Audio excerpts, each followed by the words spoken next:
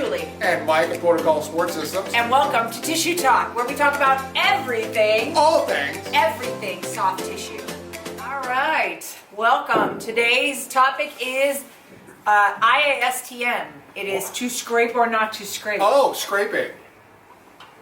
Had no idea. That's a lot of letters. It is. Say scraping. It is. Okay, so today, scraping is a new buzzword, right? Everybody is talking about Graston or scraping or washaw or what this is it falls into a subject called IASTM. What that is that's called Instrument Assisted Soft Tissue Mobilization. And what that is a bunch using tools to create soft tissue. It's also a really long way of saying scraping. Yeah, or cross friction with tools. They just wanted to make it sound really cool. So today we're going to talk about scraping because a lot of people are very interested in it, intimidated by it, don't really understand it. So we kind of wanted to break it down for you and put our spin on it, our take on it. Sure, and tell you kind of what it is, what the background is, what the history is, and then what we think about it. IASTM, it's a really, really popular treatment for myofascial restriction. And what myofascial is that's your muscle and your fascia.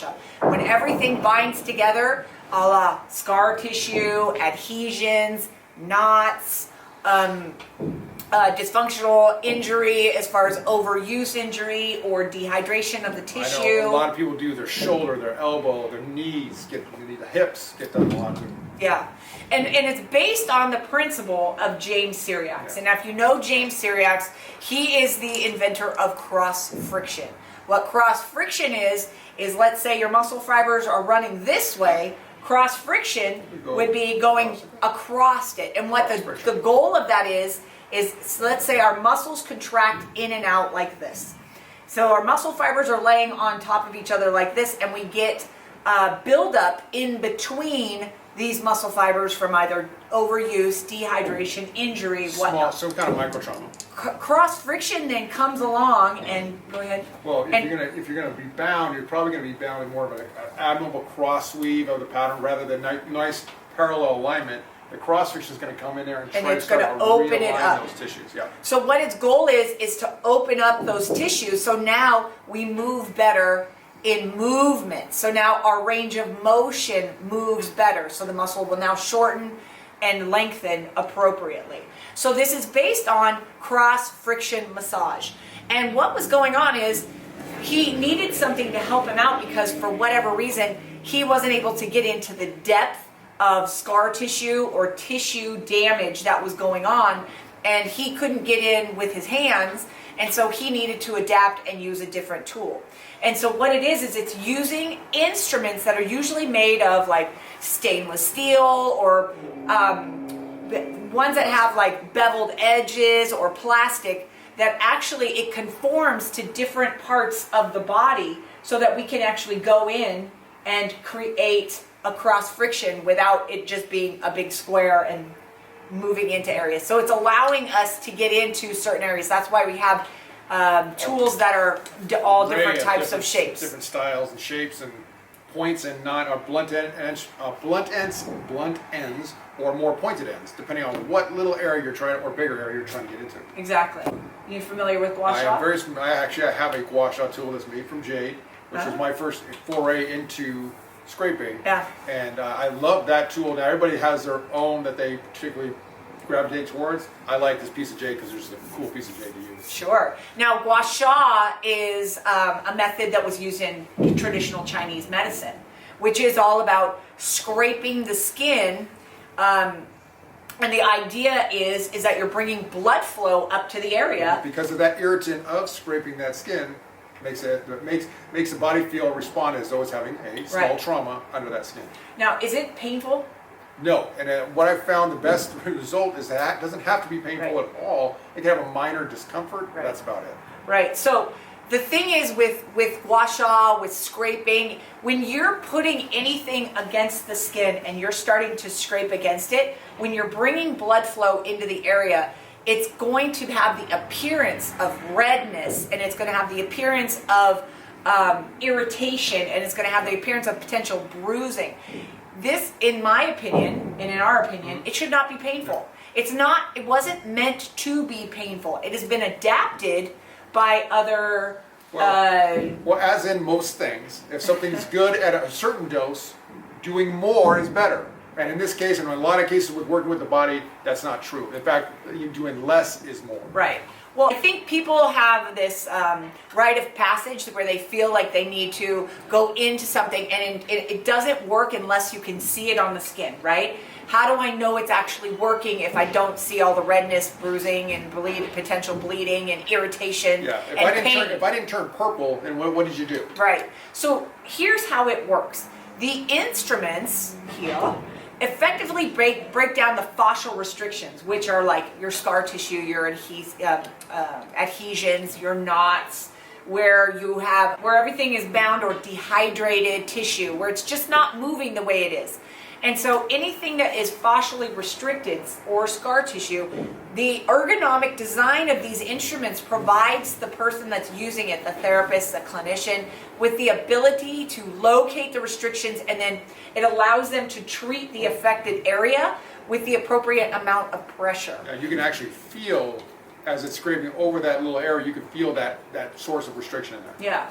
And so what happens is a lot of the therapists that are using their hands don't seem to know how to apply the correct pressure, or they can't do it in an acute space where they can't pinpoint the area that they're wanting. Everything is going to be more broad. And so what these do is these allow you to use the tools in a space where it can give you more pressure.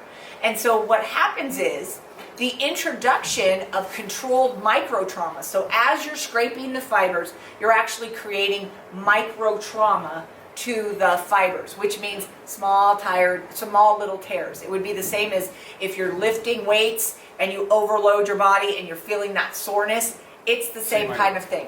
It's micro trauma to the affected structure, and that causes stimulation of the local inflammatory response. So now your body goes into like, there's something going on with the body. And so all of the hormones and all of the growth hormones and all of the regenerative factors come in and start to help heal the area that's now been affected. So the microtrauma initiates the reabsorption of all of the inappropriate fibrosis or excessive scar tissue and facilitates a cascade of healing abilities. So now your body has come in, it hurts, your body's going to go in and charge it with all this new healing property that'll help regenerate the area, right? It's fantastic. It Yeah. actually can work very well. Yeah. If applied appropriately. 100%. And so they've done studies on this, and they found that it addresses it at the cellular level. So not only is it just superficial, but the inflammatory response initiated through the microtrauma to treat the affected areas, it actually results in the fibroblast proliferation. These are big It's words. a big word. But what that means is a fibroblast is actually what's creating, it's a builder cell. So it's actually building new muscle, new bone, new tissue. It's building. Blasting it. Yeah. Fibroblast. And so it sounds like it's a bad thing, but it's actually a good thing. And it's increasing the fibroblast proliferation. So more collagen, your collagen comes in. There's remodeling that happens. I'm just trying there's fibroblast proliferation. Proliferation. I can't get through it. That's a big Wow. word.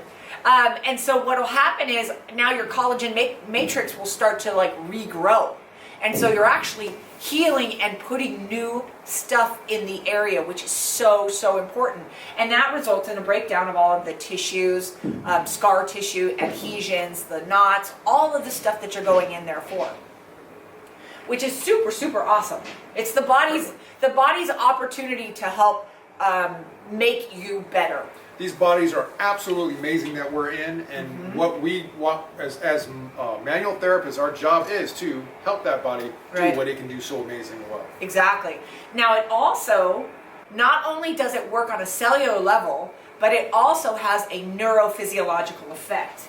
So here's what it does. It stimulates a mechanosensitive neuron response, right? and it's through skin deformation with the instrument. So what mechanosensitive neurons do is they include the mechanoreceptors, which are your sensory receptors that are responsible for pain perception. So it'll cut down on all of the potential pain issues that we're having. And that's why you feel it, it drives everything up, and then it goes, and it calms it all down. It's amazing. It really is. Now, it also affects the vascular response to the injured soft tissue. So it increases the vascular response to the injured soft tissue, and that's by increasing the blood flow. And that's what everything's all about, is blood flow in the body. Yeah. And there have been studies that have done on MCLs in the rats, and they found that an increase in tissue proliferation Wow. was an increase in the proportion of atrial-sized blood vessels in the treated leg. Just think about how big is that meniscus in a rat? I mean, it's got to be that tiny.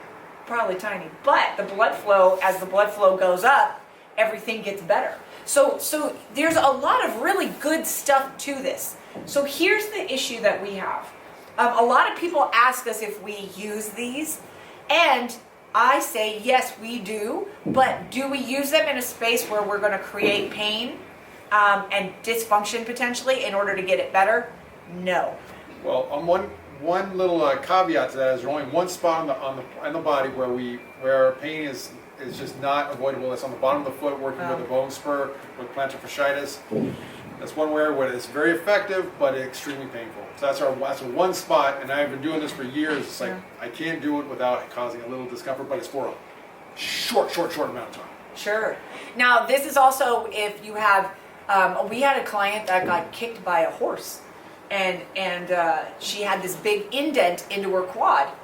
This would be perfect for it, because what it does is we go through and we scrape it out, and in doing so, I don't mean scrape. I'm not talking scraping the heck out of it. I'm talking about going in and working alongside the tissue, working against the micro fibers, and then in doing that, creating a healing response to where you can actually take the indent and pull it out of the tissue. I had another client who decided to jump into a pool and missed the pool and fell onto the side of the pool and got an indent in her leg too. You don't really want to know why that was. I mean, she was a misjudging by all accounts, but that's what she told me. But stuff like that, these really work well for. The knots in your back, I'd be careful with all that. We have better ways. Yeah. We think there are better ways of releasing those knots without having to necessarily use tools for that. Yeah. So tools, here's the one downside of a tool. Yeah, she looks at me too. So when you're using a tool, the tools don't have any kind of nerve endings in them to tell you where you're at. And so what happens is we tend to use tools and go too deep, too fast, too soon, because we can't actually feel what's on the other end of this, because this is not attached to us. You can feel the vibration coming through, but you don't have that pressure. You can't feel what they're feeling though. Exactly. So the thing is these contain nerve endings. And the cool thing about these is these connect us directly to our clients. Our sensory receptors connect to your sensory receptors. These, we're missing a little. So we want to make sure that if you're doing this, that the person is really checking in with the client all the time, because you can actually do more damage than good if you're not paying attention to these. So, scraping, the ins and outs. Should you get scraped? Maybe. Depends. Yeah, it really depends on the situation, and it depends on who's working with you. Can you scrape yourself? Yeah. Will you? Probably not to the area that you want it to, or to the intensity level that you want it to, but you can do it. And the beautiful thing about that is our body is constantly remodeling itself, and it wants to get better, so we're helping it get better that way. So there you go. Now you know the ins and outs. Should you do it? Maybe. Should you not? I don't know. Make sure, though, if you do it, you work with a qualified professional. Yeah, if you're going to use a tool, any kind of tool, learn how to use it properly. Just like with anything in life, you're going to use something, you want to use it before you use it. Yeah.